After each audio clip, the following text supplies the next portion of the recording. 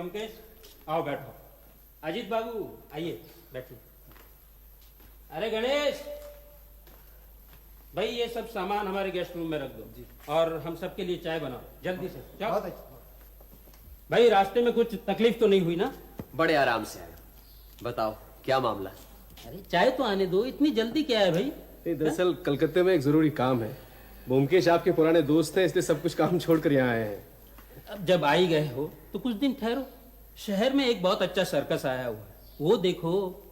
हाँ, ख्वाजा पीर की दरगाह है, रामेश्वर का मंदिर है, ये सब कुछ देखोगे नहीं क्या? है? अगर इतना कुछ देखने को है तो फिर बताओ ना जल्दी क्या मामला है। शुभस्य शीघ्रम।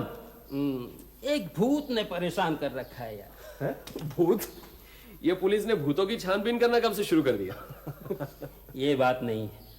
मामला कुछ यूं है कि करीबन 1 महीने पहले एक आदमी की उसी के घर में हत्या हो गई। अब हत्यारा तो पकड़ा नहीं गया, लेकिन उस आदमी की प्रेत आत्मा ने घर में आना जाना शुरू कर दिया। लो चाय आ गई।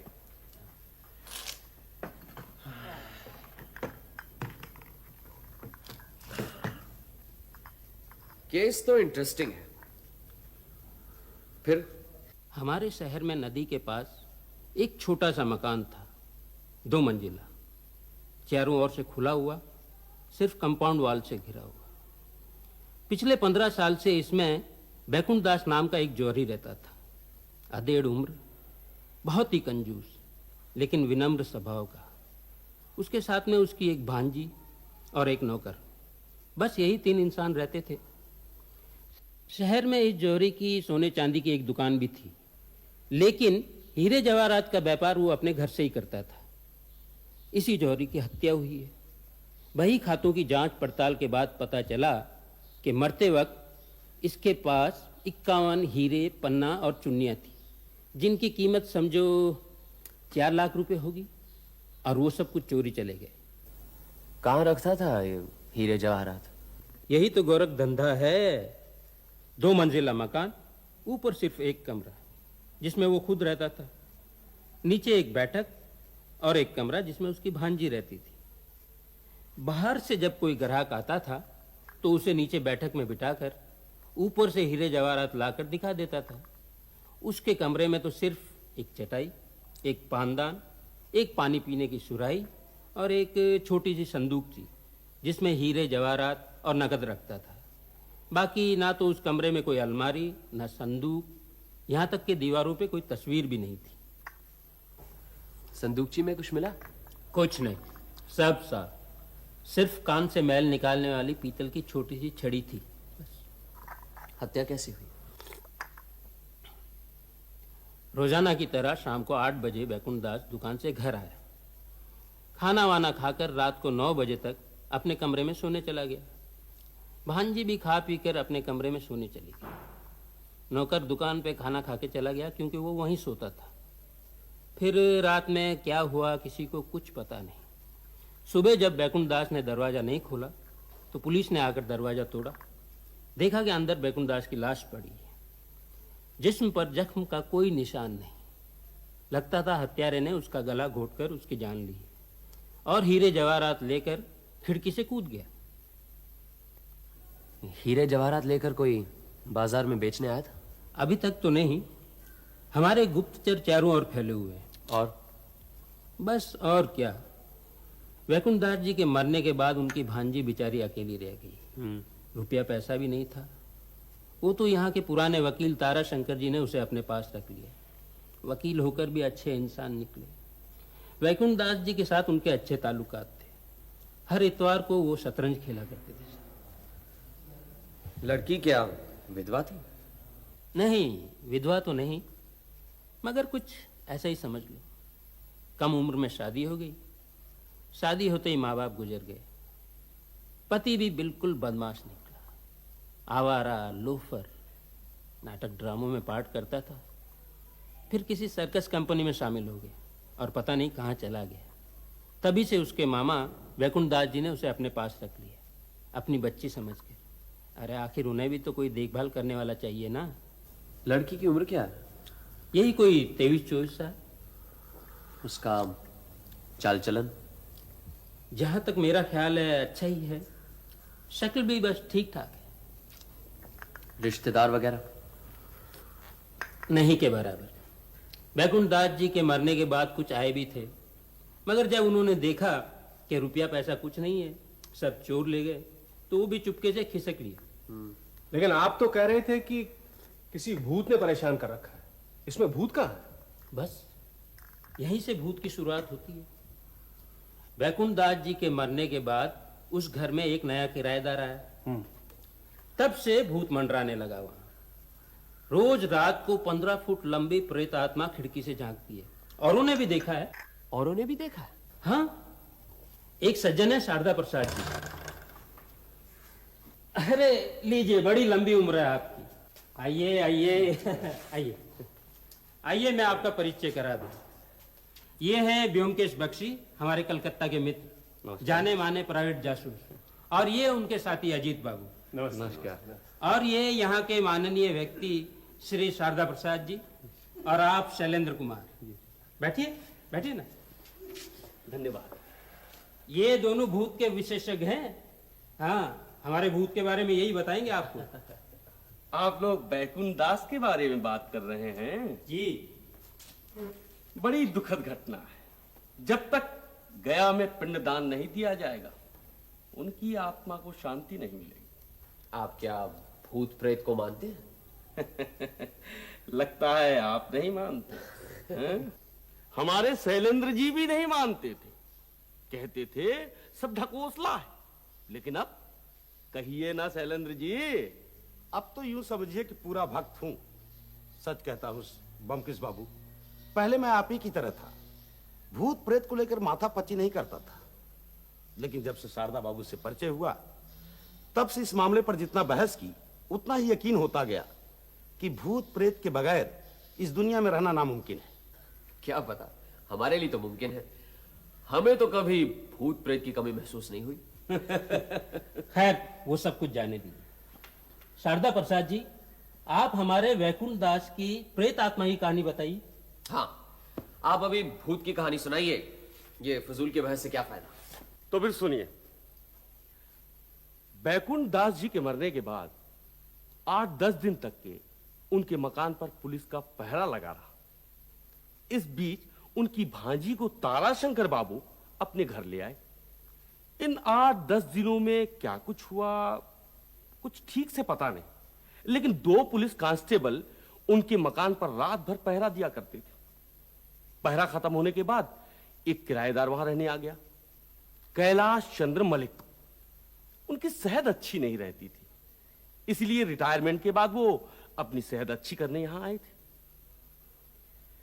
उन्होंने बिना जाने बूझे दरियाफ्त किए ये मकान किराए पे ले लिया था, और मकान मालिक ने भी उन्हें कुछ बताना जरूरी नहीं समझा। एक दिन कैलाश चंद्र जी उसी ऊपर वाले कमरे में, जहां पर बैकुंठ दास जी मारे गए थे, अकेले सो रहे थे। आने के दूसरे दिन ही रात को ठीक 9 बजे उनकी नजर खिड़की पर गई। उन्होंने देखा एक भयानक चेहरा अंदर झांक रहा है। वो चीख पड़े। नीचे से उनके नौकर चाकर ऊपर दौड़ कर आए, लेकिन वो भयानक चेहरा गायब हो चुका था। इसी तरह 3-4 रात वो भयानक चेहरा अंदर झांकता, गायब हो जाता, झांकता, गायब हो जाता, झांकता, गायब हो जाता। सारे शहर में खलबली मच गई।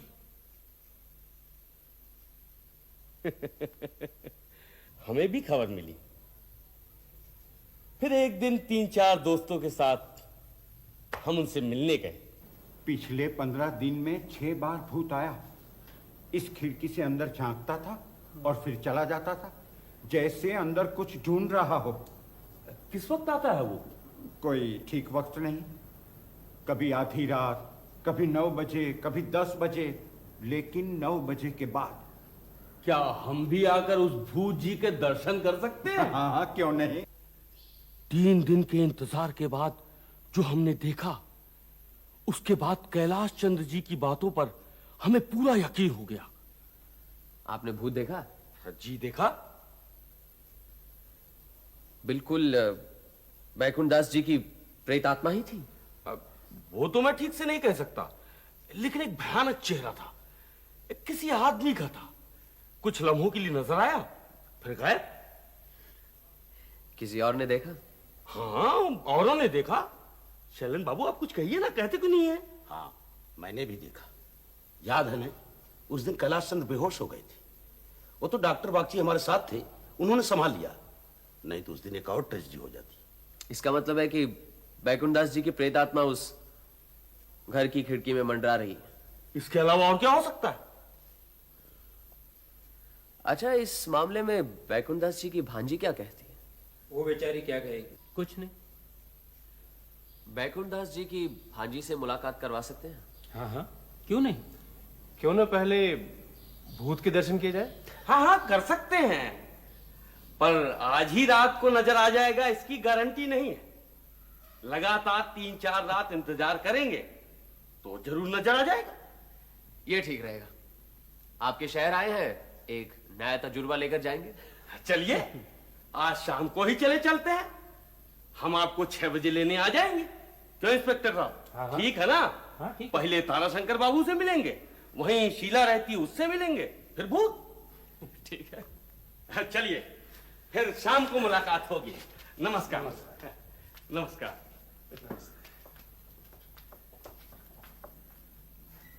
क्यों, है ना कुछ?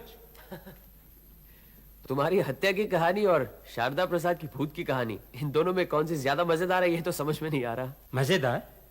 हत्या की घटना में मजा कहां से मिला तुम्हें? अच्छा, कहीं बैकुंठ दास जी का हार्ट फेल तो नहीं हुआ?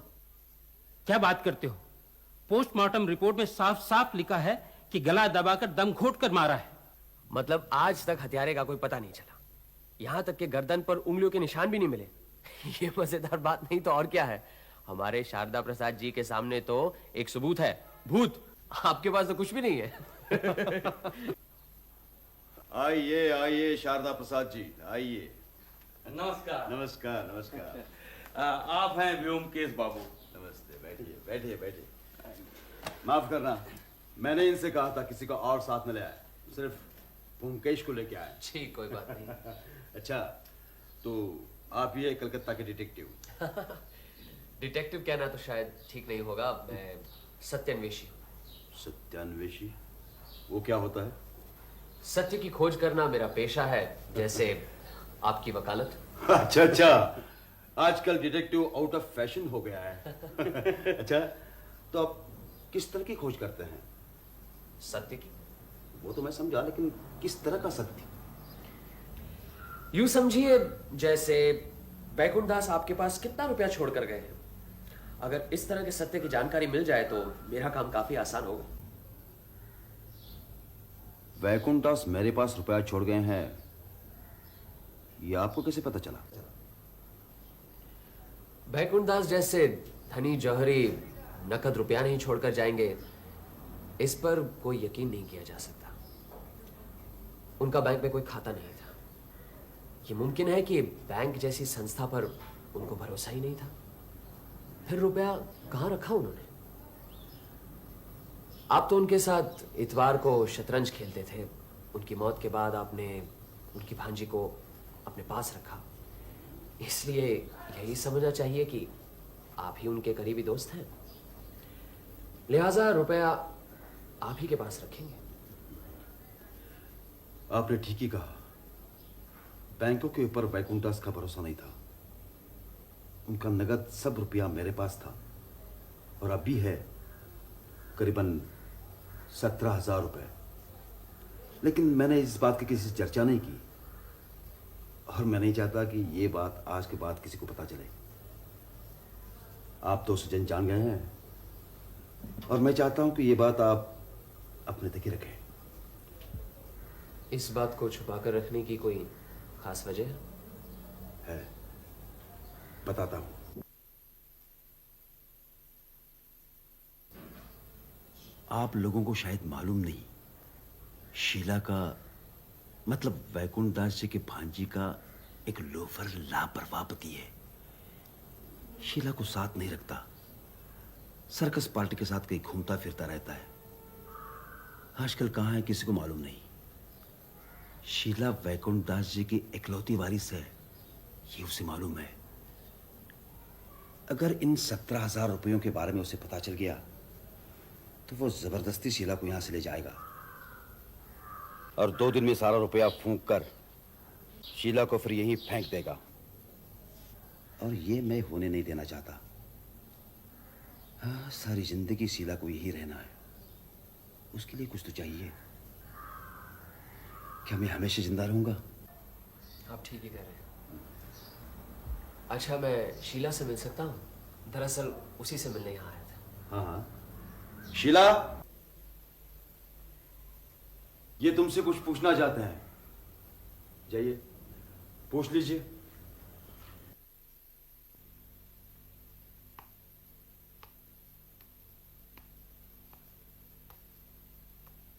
आपके मामा की मौत के बाद आप पूरी तरह से असहाय नहीं हुई हैं, ये बात आप जानती हैं? जानती हूँ।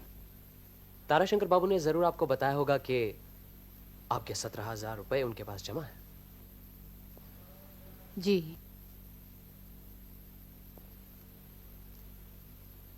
आपके पति कितने दिनों से लापता हैं? 5 साल। इन 5 सालों में आपने कभी उन्हें देखा? नहीं। कोई चिट्ठी भी नहीं मिली? नहीं। अब वो कहाँ है, कुछ मालूम है आपको? नहीं। अच्छा, आपको कुछ धन प्राप्त हुआ है, ये समाचार सुनकर क्या वो आपको यहां से ले जाएंगे? मतलब क्या ये मुमकिन है? है। आप उनके साथ जाना चाहती हैं? क्या आप उनके पास जाना चाहती हैं? मेरे चाहने न चाहने से क्या होता है? आपका ससुराल कहाँ है? जशोर। वहां आपके सास ससुर हैं?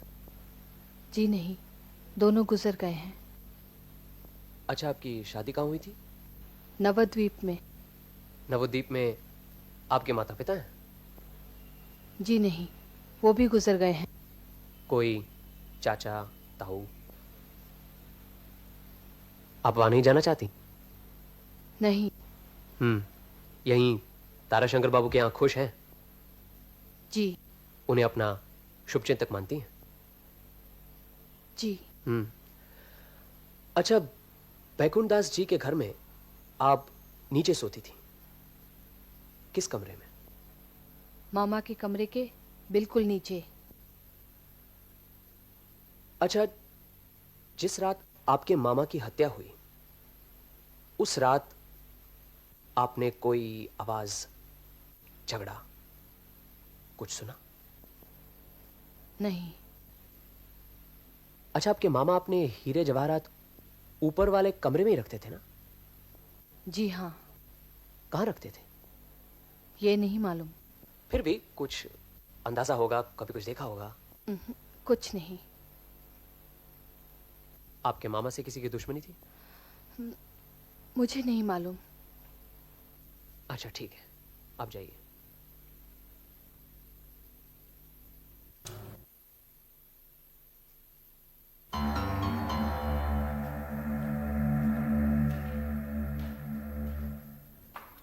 आइए आइए। नमस्कार कैलाश चंद जी, आपको फिर तकलीफ देने आ गए। अरे कैसी तकलीफ? हाँ, आप हैं कलकत्ते के जाने माने जासूस, उस भूत के बारे में कुछ तहकीकात करना चाहते हैं। अच्छा अच्छा, जरूर कीजिए। बैठिए तो सही। नहीं, आप बातचीत कीजिए, मैं जरा आसपास की जगह दिखाता हूँ, अगर इजाजत हो तो। हाँ हाँ जरूर। अच्छा।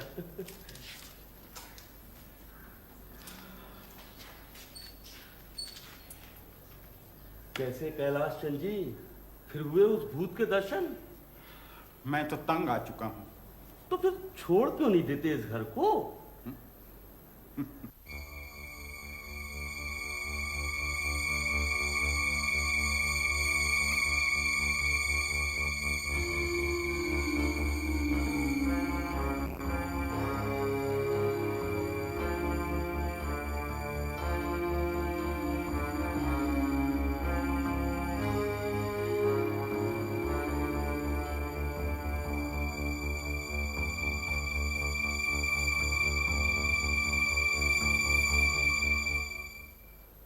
अरे ऊपर आइए, चाय आ गई है।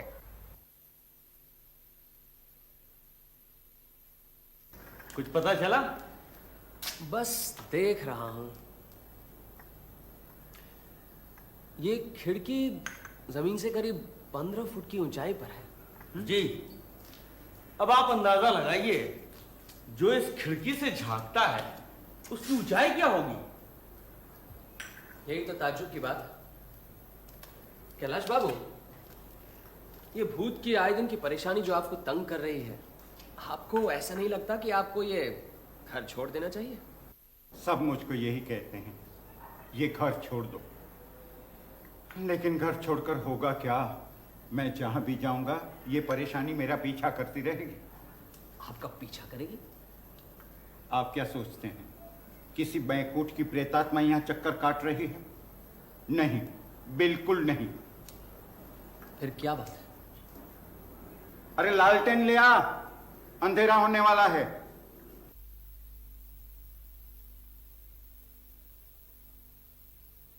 बैकुंठ वैकुंठ सब बकवास है। यह है शैतान, मेरा बेटा। ये क्या कह रहे हैं कैलाश चंद जी? बिल्कुल ठीक कह रहा हूं। उसका एक पाखंडी गुरु है। एक दिन वो अपने गुरु को लेकर आया था मेरे पास।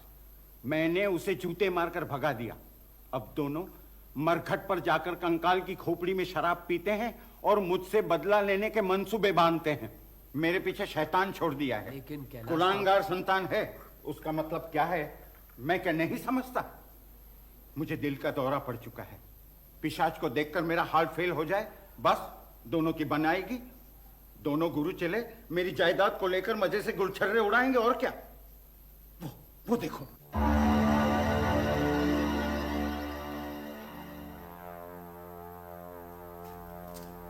देखा? देखिए, ये शैतान है, मुझे बिना मारे नहीं छोड़ेगा। ब्योमकेश बाबू, मेरे जाने का वक्त हो गया है। शैतान के हाथों से कभी कोई बचा है क्या? कैलाश बाबू, डर ही मनुष्य का सबसे बड़ा दुश्मन है, शैतान या प्रेत नहीं। मैं फिर कहता हूं, आप ये घर छोड़ दीजिए। मैं भी तो यही कह रहा हूं। मुझे पूरा यकीन है कि बैकुंठ दास की मृत्यु के बाद ये मकान भूतों का अड्डा बन गया है। भूत हो या शैतान, फिलहाल कैलाश बाबू का जो हाल है, किसी तरह का भी कोई झटका या डर इनके लिए अच्छा नहीं है। आपको ये घर छोड़ देना चाहिए। मैं नहीं छोड़ूंगा ये घर। मैं क्यों छोड़ूं ये घर? मैंने किया क्या है जो मैं चोरों की तरह यहां से भाग जाऊं? अगर मेरा अपना बेटा मेरी मौत चाहता है तो ठीक है, मैं यहीं पर मरूंगा। जो बेटा अपने बाप को मार डालना चाहता है, मैं ऐसे बेटे का बाप होकर जिंदा रहना नहीं चाहता। अच्छा, आप इस खिड़की को बंद क्यों नहीं रखते? रखा था 2-4 दिन, लेकिन जब भी वो आता है जोर से खिड़की खटखटाता है। तब से एक नौकर जमीन पर सोता है। मैं जरा इस कमरे को अच्छी तरह से देख लूं।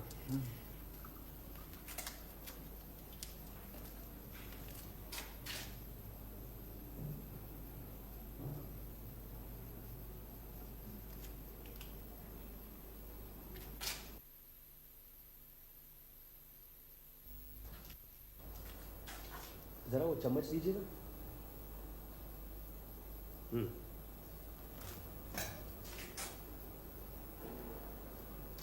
ये कलकत्ते के जासूस कर क्या रहे हैं?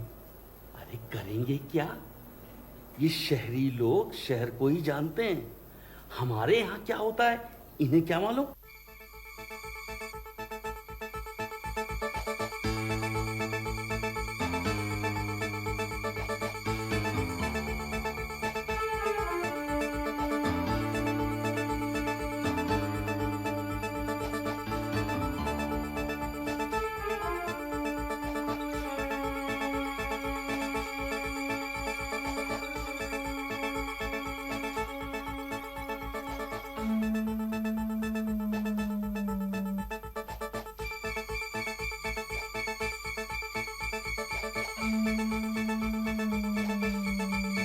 बुरा मत मानिएगा, आपकी दीवार जरा खरोंचती है। आप पान खाते हैं? कभी कभी। अच्छा, जरा सा चूना मंगवा दीजिए। अरे जरा चुना ना।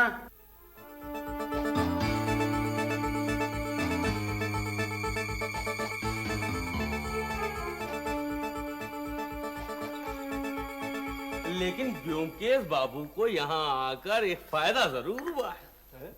उन्होंने कल रात को जिंदगी में पहली बार भूत के दर्शन किए। सच? अरे पूछ लीजिए इनसे। हाँ, एक चेहरा देखा, लेकिन किसका था कुछ कह नहीं सकता। लेकिन था तो किसी इंसान का। हाँ, इंसान का ही था। देखा, मैं भी तो यही कहता हूं कि मैंने साफ साफ नहीं देखा था, लेकिन हलफ उठा के कह सकता हूं कि चेहरा किसी इंसान का था, जानवर का नहीं।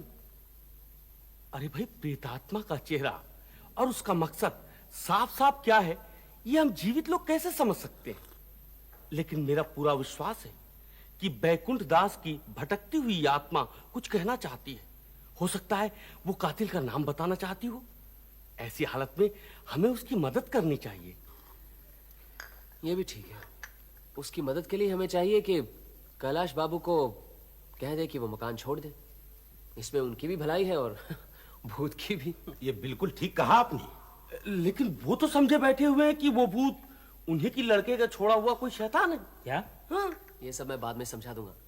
फिलहाल यही ठीक रहा कि कैलाश बाबू को समझा बुझाकर जितनी जल्दी हो सके कहीं और जाने को कहा जाए।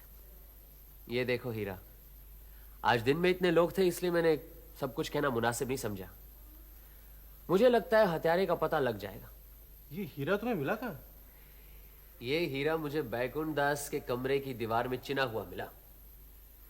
मैंने गौर करके देखा कि दीवार में जगह जगह पर चूना लगा हुआ था। तब मुझे यकीन हो गया कि अगर दीवार को कुरेद कर देखा जाए तो उसमें जरूर हीरे के टुकड़े मिलेंगे।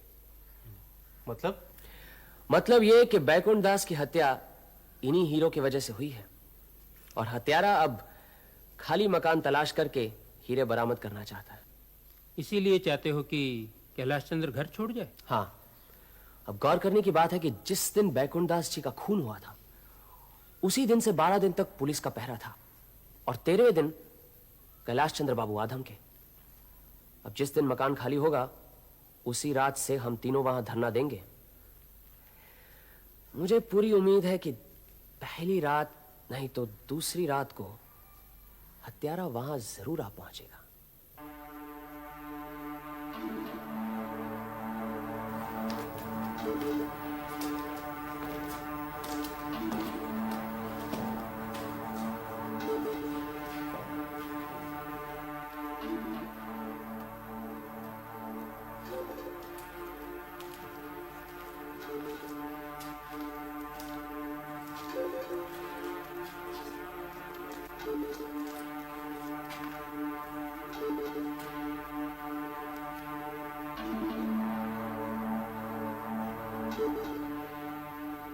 चलो यहीं कहीं जमीन पर बैठ जाते हैं। पता नहीं कितनी देर तक इंतजार करना पड़ेगा। 5 बजे तक तो रुकना ही पड़ेगा। अजीत, हाँ? जैसे ही मैं टॉर्च जलाऊं तुम खिड़की के पास चले जाना और शशांक तुम पुलिस का काम करोगे। मतलब कि भूत को पकड़े रखना है। फिर मैं तो याद है एक बार ऐसे ही हम रेत के दलदल के पास वाले कमरे में बैठे थे?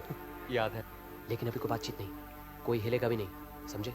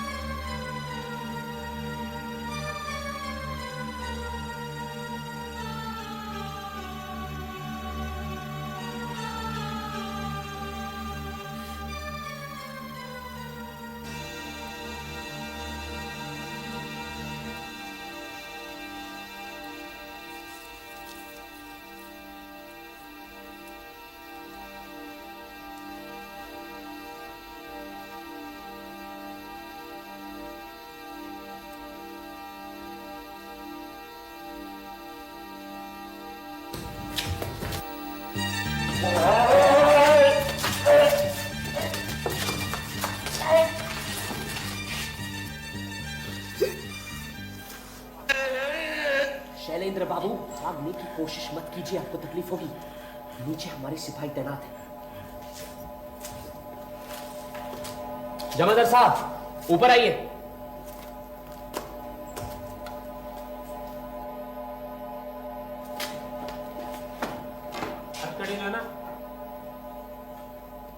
आइए, हम लोग आपका ही इंतजार कर रहे थे। आपने तो कमाल कर दिया ब्योमकेश बाबू। मैं बिना वजह अपने लड़के पर शक कर रहा था। इतने दिनों से शैलेंद्र बाबू को पहचानता हूं, लेकिन कभी कुछ पता नहीं लगा कितना बड़ा शैतान निकला। ऊपर से हमें ही कहता है कि उसने भूत देखा था, ताकि कोई उस पर शक न कर सके कि वो साला खुद ही भूत है। क्या उल्लू बनाया हमें। लेकिन आपको कैसे पता चला? सारे शहर में यही चर्चा हो रही है। आइए बैठिए, अभी बताता हूँ। हाँ हाँ, आइए ना, बैठिए बैठिए, आप लोग भी बैठिए बैठिए। शारदा बाबू, आप बुरा न माने, लेकिन जब आपने भूत और प्रेत आत्मा की बात छेड़ी थी तब मुझे यकीन नहीं हुआ, क्योंकि भूत के अस्तित्व पर मुझे कतई यकीन नहीं है। जो भूत शारदा बाबू ने देखा, कैलाश बाबू ने देखा, वो असल में भूत नहीं बल्कि जीता जागता इंसान था। शुरू से मेरी यही आस्था रही थी। अब सवाल यह उठता है कि यह शख्स जो भूत बनकर बैठा है, ये कौन है और भूत क्यों बनकर बैठा है? लोगों को भूत बनकर क्यों डरा रहा है? इसका एक ही जवाब निकलता है कि वो भूत बनकर मकान में रहने वालों को भगाना चाहता है। अब सवाल यह उठता है कि वो उन्हें क्यों भगाना चाहता था, उसका मकसद क्या था? बैकुंठ दास जी की मौत के बाद उनके कीमती हीरे जवाहरात नहीं मिले। पुलिस का कहना है कि जिस लकड़ी के बक्से में उनके रुपए थे, उसी में उनके हीरे जवाहरात भी थे और हत्यारा उस बक्से को उठाकर ले गया। अब ये बात कुछ जमी नहीं। बैकुंठ दास जी का चरित्र जैसा था, कंजूस, हमेशा चौकस, ऐसा नहीं जान पड़ता कि वो एक मामूली से बक्से के अंदर अपने कीमती हीरे जवाहरात रखते, लेकिन थे उसी कमरे में। कहां रखे थे? हत्यारे को पता था कि बैकुंठ दास जी के कमरे में कीमती लाखों के हीरे जवाहरात छुपे हैं, इसीलिए उसने उनकी हत्या की। हत्या के बाद लकड़ी का बक्सा खोला, सिर्फ कुछ रुपए मिले, हीरे जवाहरात तो कहीं मिले नहीं। इन्हीं हीरों को हासिल करने के लिए भूत बनकर उसने कैलाश बाबू को डराना शुरू किया, ताकि वो मकान छोड़कर चले जाएं और वो आराम से बैठकर हीरे ढूंढे। यही मौका हमने उसे दिया और उसी से वो पकड़ा गया। अब सवाल ये उठता है कि ये भूत या चोर, हत्यारा, उसने ऐसा क्यों किया? उसका मकसद क्या था? आपको यह जानकर ताज्जुब होगा कि यही शैलेंद्र बैकुंठ दास जी की भांजी शीला का पति है, और शीला को शुरू से ही अपने मामा के हत्यारे का पता था। मैं शैलेंद्र को हवालात में मिला। मैं करीब 3 हफ्ते पहले इस शहर में सर्कस कंपनी के साथ आया। सर्कस के पहले दिन ही मैंने देखा कि मेरी पत्नी शीला अपने मामा के साथ सर्कस देखने आई है। मुझे दिन में कोई खास काम नहीं रहता, इसलिए मैं शीला के मामा के बारे में जानकारी हासिल की तो पता चला कि शीला का मामा एक बहुत बड़ा पैसे वाला जौहरी है। एक दिन मैं शीला के मामा का घर का पता लगाते लगाते शीला से जाकर मिला। बोलो, अब मुझे छोड़कर नहीं जाओगे? नहीं जाऊंगा शीला। दरअसल मैं सर्कस के काम से तंग आ गया। मैं चाहता हूं कलकत्ते में जाकर रहूं, कोई काम धंधा शुरू करूं, लेकिन मजबूरी ये है कि हमारे पास रुपए नहीं। हमें रुपया नहीं चाहिए, बस तुम मुझे यहाँ से ले चलो। तुम्हारे मामा के पास तो रुपए, हीरे जवाहरात सब है। वो तुम्हें कुछ नहीं देंगे। 5 साल से तुम नहीं आए और आज। उन्हें देने की जरूरत नहीं है, मैं खुद ले लूंगा। और सुनो, मैं कल रात आऊंगा।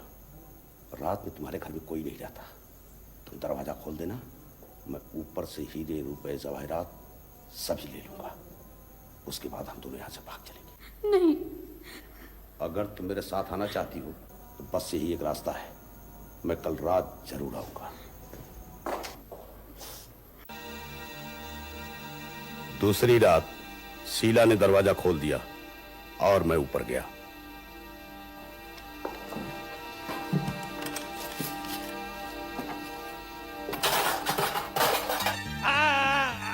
हीरे कहाँ है? बता, हीरे कहाँ है? मैं नहीं बताऊंगा। नहीं बताएगा? नहीं। नहीं पता नहीं तो यही मार डालूंगा।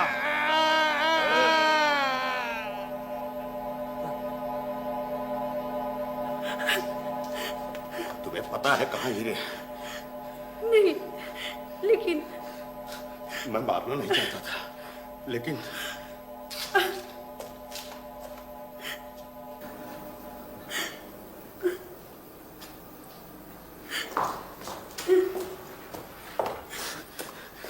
मैं ये खिड़की तोड़ करके नीचे भाग जाऊंगा।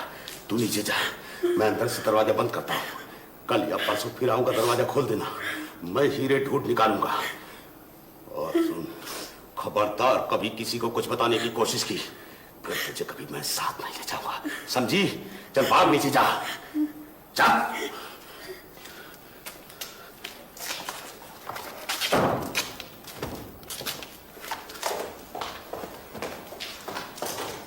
फिर रात को सर्कस के बाद कई बार शैलेंद्र उस मकान में गया।